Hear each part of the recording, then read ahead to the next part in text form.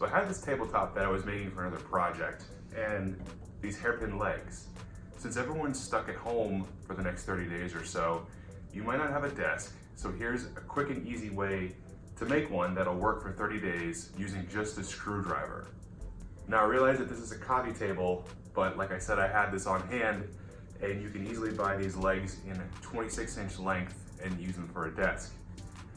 This top is about 1.25 inches thick after I planed down the wood, but you can go get a tabletop from Menards or Home Depot or Lowe's about the same size. You want to try and get one that's 5/4, but if you can't, 3/4 will work for about the time you need to work at home.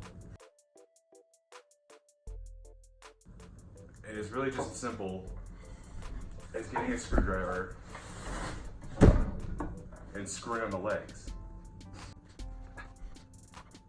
Now the reason you can do this with a screwdriver is because this tabletop is made from pine. Some of the ones from Menards are aspen, but the pine is the cheapest and also the softest. So if you have the right bit for your screwdriver, you should just be able to screw in the table legs with a bit of effort. Before we get started, I'd like to take a minute and thank the sponsor for this video, My Wallet.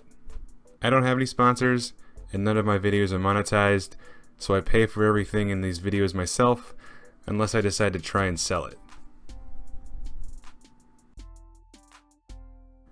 All you need to get started is the tabletop, the legs, screws, screwdriver, and sanding paper if you want it. And get started by sanding the tabletop down. I started with 80 grit and then went up to 220 grit.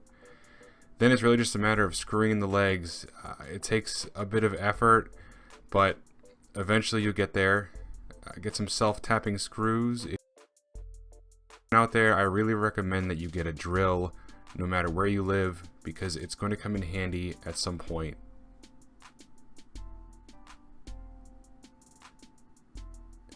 And here's the finished table.